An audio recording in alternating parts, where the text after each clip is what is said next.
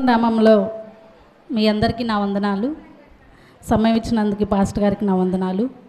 దేవుని మహాకృపను బట్టి దేవుడు ఎంతగానో మనల్ని కాచి కాపాడి ఈ శుభ శుక్రవార సమయమున ఇట్టి ఆరాధనలోకి నడిపించిన దేవాతి దేవునికి మనసారా కృతజ్ఞతాస్తుతులు చెల్లించుకుందాం. హల్లెలూయా, హల్లెలూయా. సంతోషంగా ఉన్నవారు దేవునికి స్తోత్రం చెప్దాం. హల్లెలూయా, హల్లెలూయా. అన్నం తినకుండా వచ్చిన వాళ్ళు దేవునికి స్తోత్రం చెప్దాం. హల్లెలూయా, హల్లెలూయా.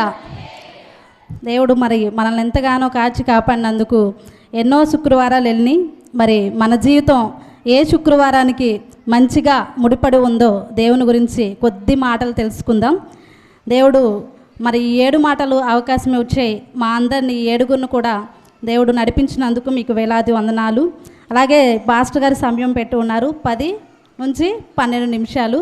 ఆలోపే మనం ముగించుకోవటానికి ప్రయత్నిద్దాం. అంతకన్నా ఎక్కువ చెప్తే ఇక్కడ నుంచి వెళ్ళమంటారేమో భయం వేస్తుంది. సో 12 నిమిషాల్లో మొత్తం ముగించుకుందాం. ముందుగా దేవునికి ప్రార్థన చేసుకుందామండి. అందరూ తల వంచినట్లయితే ప్రార్థన చేద్దాం. ఆ భయమే మిమ్మల్ని బలపరచునుగాక. ఆమేన్. స్తుతి స్తుతి స్తోత్రం స్తోత్రం. మహాపరిశుద్ధుడే మహోన్నతుడు మా గొప్ప దేవుడా, నీ బంగారు ఘనమైన పాదాలకు లెక్కలేని స్తోత్రం చెల్లించుకుంటున్నాం తండ్రి. ఈ ఉదయకాలపు శుభ శుక్రవారపు సమయమున నా తండ్రి మేమందరము నా తండ్రి నిన్ను ఆరాధించే కృపను మాకు ఇచ్చారయ్యా. అయా ఈ మధ్యాహ్న కాల సమయంలో నా తండ్రి అదిగో 7 మాటలు మేము ధ్యానిస్తుండగా ఉందా నా తండ్రి. అందులో మొదటి మాటను నేను చెప్తుండగా నా తండ్రి నీ ఆత్మను నా పైన ఉంచండి అయ్యా. నా నోటిని నీ బూరగా వాడుకోండి నా తండ్రి. అయా వీళ్ళందరికీ అర్థమయ్యే రీతిలో చెప్పే కృపను దయచేయమని అడుగుచు ఈ కొద్ది ప్రార్థన నీ పాదాలు చేర్చుకోమని యేసు యొక్క అతి పరిశుద్ధ నామములో అడిగి వేడుకుంటున్నాం తండ్రి. ఆమేన్. దేవుడు శిలువ పైన 7 మాటలు పలికాడు. 7 అనే సంఖ్య దేన్ని సూచిస్తుందండి? సంపూర్ణాన్ని సూచిస్తుంది. ఈ 7 మాటలు దేవుడు పలకటానికి కారణం ఏంటి అంటే అంతకుముందు వేరే మాటలు పలికుండకపోవచ్చా, ఆ తర్వాత పలికుండకపోవచ్చా? కానీ ఈ 7 మాటలే ఎందుకు పలికాడు దేవుడు? ఈ 7 మాటలు పలికి మన జీవితాల్ని ఎందుకు పరిపూర్తి చేసుకోమన్నాడంటే ఈ 7 మాటల వెనక మనకి అవసరమైన మార్పు అనేది దాగి ఉంది. మన ప్రవర్తనని మార్పు చేయాలన్నా, మనకి ఆత్మీయ అర్థాన్ని ఇవ్వాలన్నా, మన బ్రతుకుకి ఒక అర్థం రావాలన్నా ఈ 7 మాటల్ని మనం కన్ఫామ్గా నేర్చుకోవాలి, మనం ఆచరించాలి. మన ప్రతి అడుగులో దీన్ని తప్పనిసరిగా ఫాలో అవ్వాలి. అయితే ఒక మనిషి ఫస్ట్ చిన్నప్పుడు పుట్టినప్పుడు మాట్లాడే మాటలు ఎంతో ఇష్టమైంది. ఏ చిన్నపిల్లల ఇంట్లోనైనా మీరు గమనించండి, చిన్న చిన్న పలుకులు మాట్లాడుతూ ఉంటారు. ఆ మాటలు మనం మన పెద్ద అయ్యేంత వరకు కూడా గుర్తుంచుకుంటాం. ఎందుకని? మనకు ఫస్ట్ మాట్లాడిన మాటలు అవి. అలాగే ఒక మనిషి ఆఖరి నిమిషంలో మాట్లాడే మాటలను తను చనిపోతున్నప్పుడు కూడా దగ్గరికి పోయి మరీ వింటాం. అతను ఏం చెప్తున్నాడా, ఏ జాగ్రత్తలు చెప్తున్నాడు, తన కుటుంబానికి ఏ జాగ్రత్త చెప్తున్నాడు, తన భార్యకి ఏ జాగ్రత్త చెప్తున్నాడు, తన భర్తకి ఏ జాగ్రత్త చెప్తున్నాడని చాలా జాగ్రత్తగా వింటాం. అలాగే యేసు ప్రభు వారు కూడా ఈ మాటలు అంతే జాగ్రత్తగా అంతే గంభీరంగా సిలువలో ఉండి పలికాడు. ఆయన సిలువలో మన కోసం ప్రాణం పెట్టి మనల్ని ఆయన యొక్క కుమారులుగా కుమార్తెలుగా చేసుకోవటానికి పలికిన మాటల్లో మొదటి మాటను మనం ఈరోజు తెలుసుకుందాం. మొదటి మాట ఎవరైనా చదవండి. లూకా సువార్త 23వ అధ్యాయం 34వ వచనం.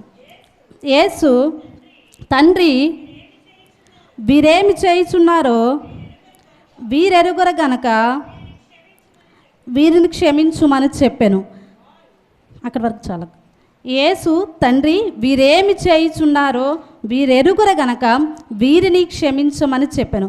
ఈ మాటను మొత్తాన్ని మనం గమనించినట్లయితే మనకు 3 విషయాలు అర్థమవుతాయండి ఈ మాటలలో. మొదటి విషయం అర్థమయ్యే విషయం ఏంటయ్యా అంటే, ఒకటి ప్రార్థన. ఏంటిదండి? ప్రార్థన. రెండో విషయం ఏంటంటే ప్రేమ, దేవుని యొక్క ప్రేమ కనపడుతుంది. మూడో విషయం ఏంటంటే క్షమాపణ. ఈ 3 విషయాలు ఈ మాటల్లో దాగి ఉన్నాయి. ఫస్ట్ వన్ ఏంటిదండి? ప్రార్థన. మీరు ఎంత తొందరగా రెస్పాండ్ ఇస్తే నేను అంత తొందరగా క్లియర్ చేస్తాను. ఓకేనా? ఫస్ట్ది ఏంటదండి? ప్రార్థన. రెండోది ఏంటది? ప్రేమ. మూడోది ఏంటది? క్షమాపణ. ఈ 3 విషయాలు కూడా మన జీవితానికి అత్యంత ముఖ్యమైన విషయాలు. ఫస్ట్ ప్రార్థన.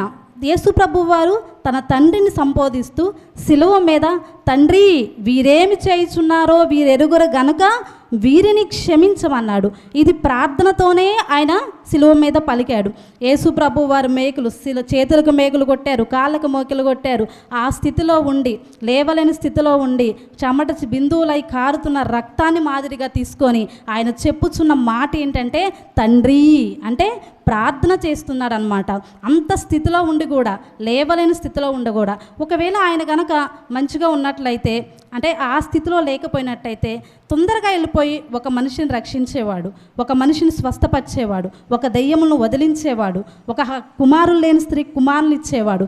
కానీ ఆ స్థితిలో ఉండి దేవుడు చేయగలిగిన ఏకైక ఆయుధం ఏంటంటే ప్రార్థన. ప్రార్థన మాత్రమే దేవుడు చేశాడు. అలాగే మనం మనుషులు దేవుని నమ్ముకున్నాం, దేవుణ్ణి అంగీకరిస్తున్నాం, సొంత రక్షకునిగా చేసుకున్నాం. మరి మనం ఏం చేస్తున్నాం అనేది ఇక్కడ మనకు మనం క్వశ్చన్ వేసుకోవాల్సిన అవసరం ఉంది. నీ బ్రతుకు మార్చుకుంటున్నావా? నీ బ్రతుకు మార్చుకోవాలంటే ప్రార్థన అనే ఆయుధాన్ని నువ్వు ఉపయోగిస్తున్నావా అనేది నువ్వు తెలుసుకోవాలి. మనం ఎవరి కోసం ప్రార్థిస్తున్నాం? మన తల్లి కోసమా, తండ్రి కోసమా, దేనికోసం మనం ప్రార్థిస్తున్నాం? లేదా మన అవసరం ఉన్నప్పుడు మాత్రమే మనం ప్రార్థించి అవసరం తీరిన తర్వాత దేవుణ్ణి వదిలేస్తున్నామా అనేది మనం క్వశ్చన్ చేసుకోవాలి. ఎందుకంటే నీ స్థితి ఏదైనా, నీ పరిస్థితి ఏదైనా, దేవుడు అనేవాడు నిన్ను రక్షించాడు, నీకోసం ప్రాణం పెట్టాడు.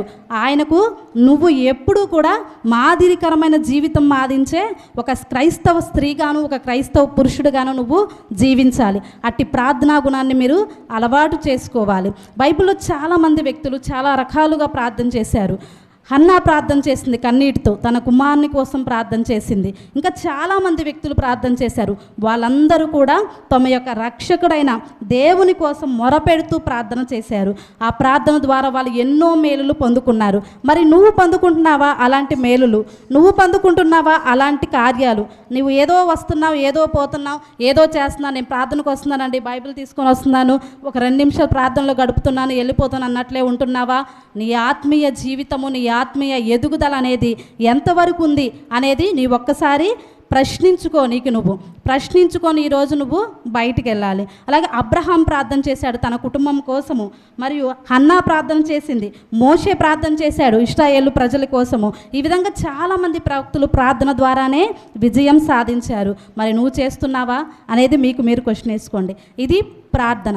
రెండోది వచ్చేటప్పటికి ప్రేమ. ప్రేమ అనేది లేకపోతే బహుశా మనం ఇక్కడ ఉండవేమో. ఒక విధంగా చెప్పాలంటే, ఒక తల్లి ఒక కొడుకును ప్రేమించినట్లు, ఒక భార్య తన భర్తను ప్రేమించినట్టు, ఒక తల్లిదండ్రులు తన పిల్లలను ప్రేమించినట్లు యేసు ప్రభు వారు అంతకన్నా ఎక్కువగా మనల్ని ప్రేమిస్తున్నారు. హల్లెలూయా, హల్లెలూయా. ఆ ప్రేమ మనందరం పొందుతున్నాము. ఆ ప్రేమ మనందరికీ మనల్ని యేసు ప్రభు వారికి బానిసలుగా చేస్తుంది. అయితే ఇప్పుడు ఈ ప్రేమ అనేది కనుక మనం చూసుకున్నట్లయితే, దేవుడు మనుషులని ఎంతో ప్రేమించాడు. మరి నువ్వు దేన్ని ప్రేమిస్తున్నావు? లోకాన్ని ప్రేమిస్తున్నావా? డబ్బును ప్రేమిస్తున్నావా? బంగారాన్ని ప్రేమిస్తున్నావా? ఆభరణాలను ప్రేమిస్తున్నావా? లేకపోతే నీకు నువ్వు ప్రేమించుకుంటున్నావా? అద్దం ముందు వెళ్ళి 10 సార్లు చూసుకుంటున్నావా? ఏంటి? దేవుడు నిన్ను అంతగా ప్రేమిస్తే నువ్వు దేనికోసం దేన్ని ప్రేమిస్తున్నావు అనేది ఇక్కడ ముఖ్యమైన విషయము. అలాగే దేవుని వాక్యంలో కూడా ఉంది, నిన్ను వలె నీ పొరుగువారిని ప్రేమింపుము అని ఉంది. మరి నువ్వు ప్రేమిస్తున్నావా లేదా? అట్టి జీవితం నువ్వు కలిగి ఉన్నావా లేదా అనేది ఒక్కసారి నువ్వు జ్ఞాపకం చేసుకో. యేసు ప్రభు వారే మనకి నిజమైన ఉదాహరణ. తన మనుషుల్ని ఎంతగానో ప్రేమించాడు, మనల్ని ఎంతగానో రక్షించాడు, మన కోసం తన ప్రాణాన్ని విడిచిపెట్టాడు. మరి నువ్వు ప్రేమిస్తున్నావా లేదో నీకు నువ్వే క్వశ్చన్ చేసుకో. మూడోది వచ్చేటప్పటికి క్షమాపణ. ఏంటదండి? క్షమాపణ. ఇది ఈ మాటలో చూసుకున్నట్లయితే అత్యంత ముఖ్యమైన పదం. ఎందుకని ఈ క్షమాపణ అంత ముఖ్యమైన పదం అంటే, ఎక్కడైతే ప్రేమ మొదలవుతుందో అక్కడ కన్ఫామ్గా క్షమాపణ అనేది ఉంటుంది. అవునంటారా కాదంటారా? అది మరి ఆ క్షమాపణ గురించి గనక మీరు తెలుసుకొని జీవించాలి. అర్థమైందండి? అయితే ఈ క్షమాపణ అనేది అంటే ఏంటి? ఇప్పుడు నేను ఉన్నాను, ఒక వ్యక్తిని బాధ పెట్టాను, వెళ్ళి సారీ అని చెప్తే అక్కడితో అయిపోద్దండి? అయిపోద్ది కదా. మరి ఏం చేయాలంటే, నేను చేసిన తప్పుని ఒప్పుకోవాలి కన్ఫామ్గా, నేను చేసిన తప్పుని విడిచిపెట్టాలి కన్ఫామ్గా, నేను చేసిన తప్పుని మనస్ఫూర్తిగా అంగీకరించాలి. ఆ 3 కనుక జరిగినట్లయితే నీ జీవితంలో కూడా క్షమాపణ అనేది మొదలవుతుంది. మరి చేస్తాం, ఓకే, మనం క్షమించమంటాం. కొన్నిసార్లు లేట్ అయింది క్షమాపణ కూడా. ఆ లేట్ అయినప్పుడు నువ్వు ఆ క్షమాపణ పొందే అవకాశాన్ని కన్ఫామ్గా కోల్పోతావు. అలా కోల్పోయిన ఒక తండ్రి కొడుకు ఇద్దరున్నారు. ఆ రియల్ స్టోరీ అండి, ఇది జరిగిన స్టోరీ. ఆ స్టోరీ ఏంటంటే ఒక 5 నిమిషాల్లో మీకు చెప్తాను. ఒక తండ్రి ఒక కొడుకు ఇద్దరు క్రైస్తవ కుటుంబంలోనే జీవించారు.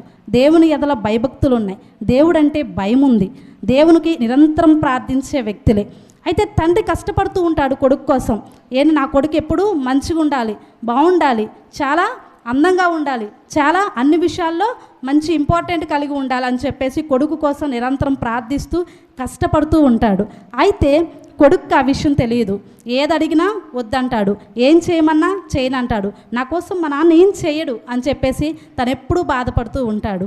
అయితే తన కాలేజీకి వెళ్తున్నప్పుడు వెళ్ళి ఆ మేడ మీద కూర్చొని ఆలోచిస్తూ ఉంటాడు. ఈలోపు తన ఫ్రెండ్ వస్తాడనమాట. ఆ అబ్బాయి ఫ్రెండ్ వస్తాడు. ఫ్రెండ్ వచ్చి ఏంట్రా ఇలా కూర్చున్నావు అని చెప్పేసి అంటాడు.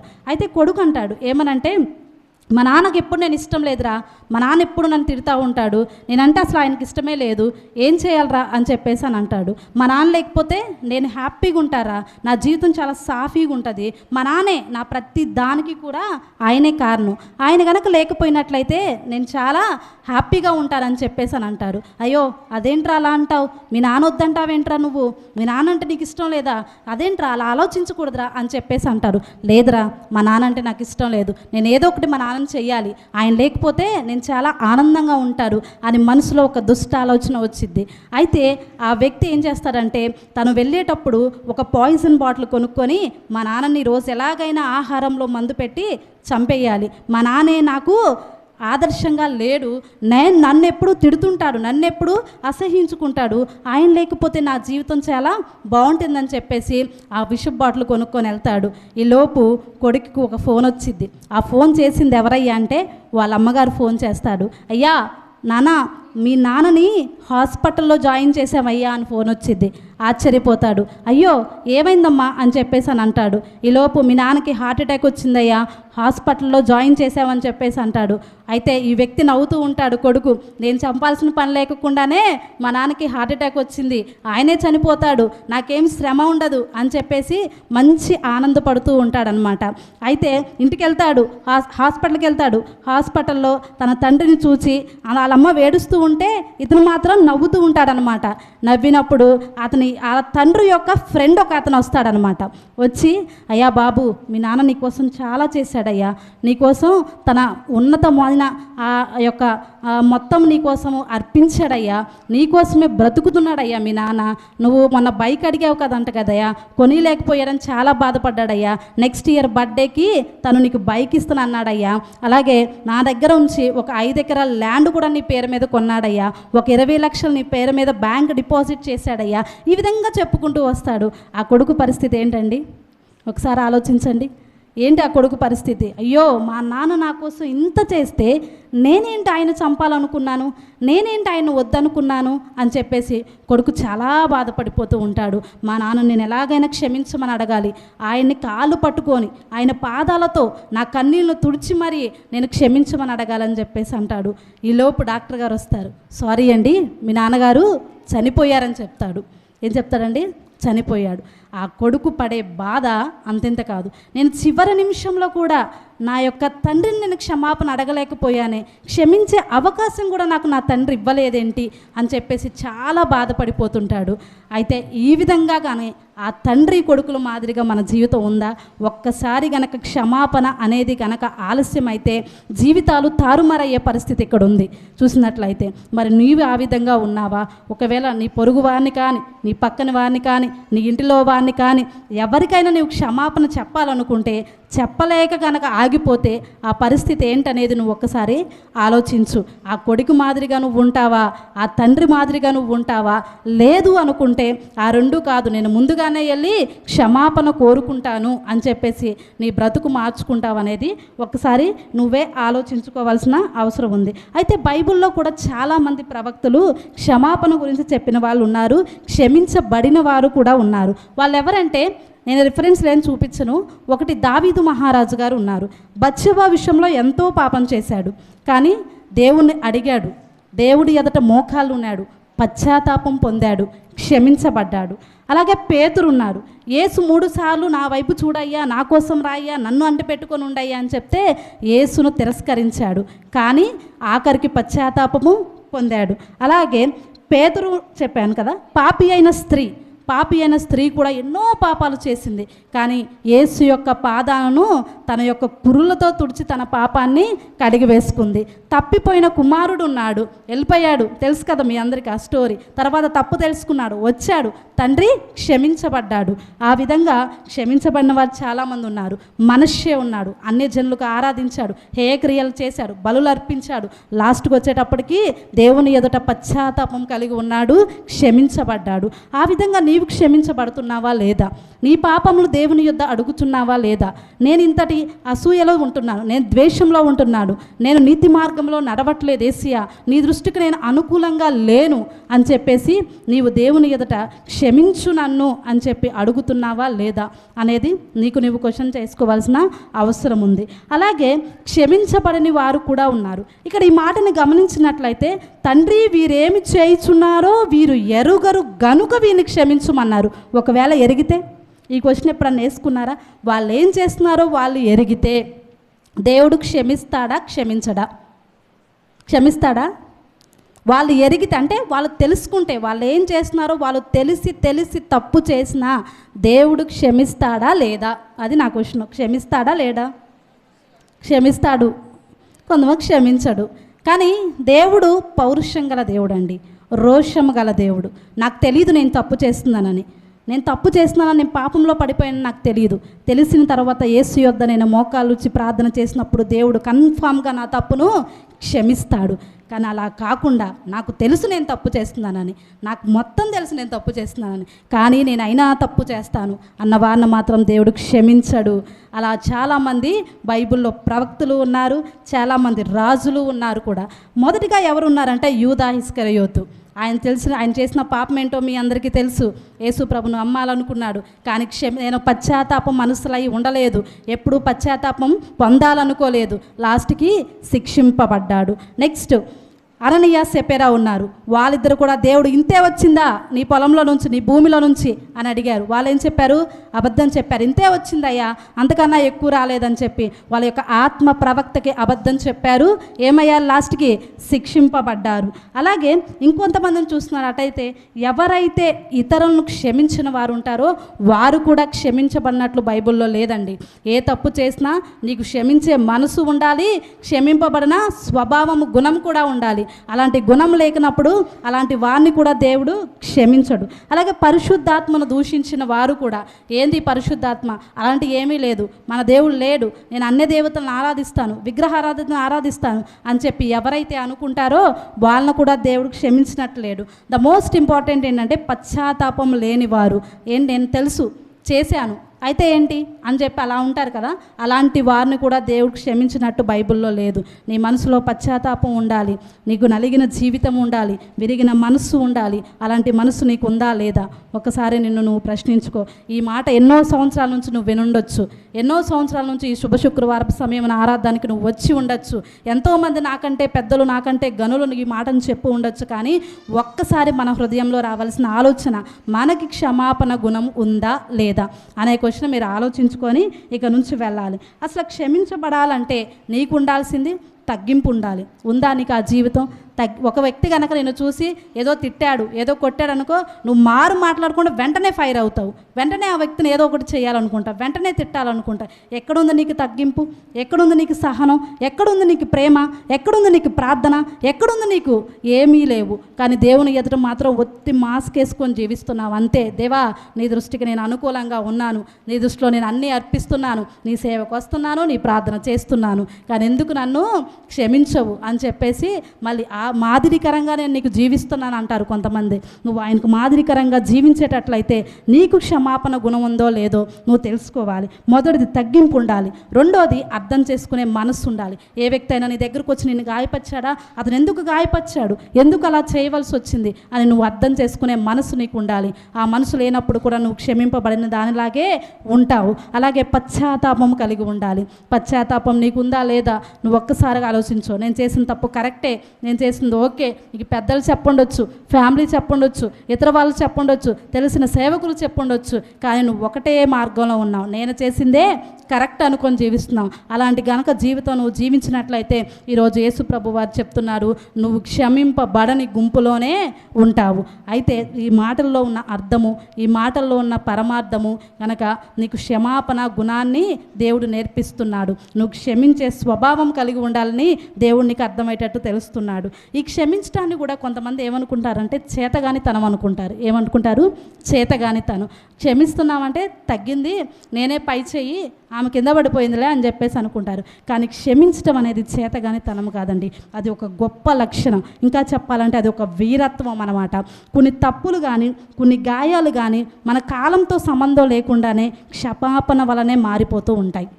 అది గుర్తుంచుకోండి. మీ విశ్వాసాన్ని కాపాడుకోండి, ప్రార్థనా జీవితాన్ని అలవాటు చేసుకోండి, ప్రేమ జీవితాన్ని అలవాటు చేసుకోండి, క్షమాపణ గుణాన్ని అలవాటు చేసుకోండి, క్షమించబడిన వారుగానే ఉండండి.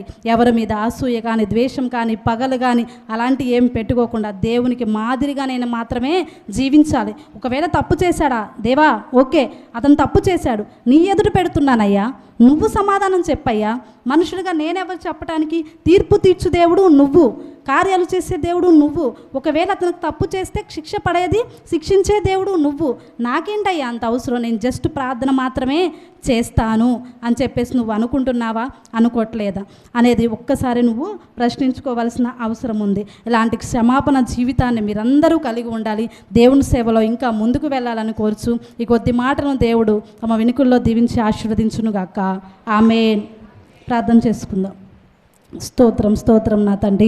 అయా ఇదిగో నా తండ్రి, ఈ మాటలు నా తండ్రి, అయా ఇదిగో నా తండ్రి అర్థం చేసుకొని నా తండ్రి వాటి ప్రకారం నడిచే కృపను నా తండ్రి ఇక్కడ ఉన్న సంఘ విశ్వాసులందరికీ కూడా మీరు దయచేయండి అయ్యా. ఈ మొదటి మాట నేను చెప్పుచుండగా నా తండ్రి నా ఆత్మను ఉంచి మీరు నడిపించారు నా తండ్రి. ఇంకా మిగతా మాటలు చెప్పుచున్న వారి మీద కూడా నా తండ్రి నీ ఆత్మను ఉంచి నడిపించమని అడుగుచు ఈ కొద్ది ప్రార్థన యేసు నామములో అడిగి వేడుకుంటున్నాం తండ్రి. ఆమేన్. హల్లెలూయా.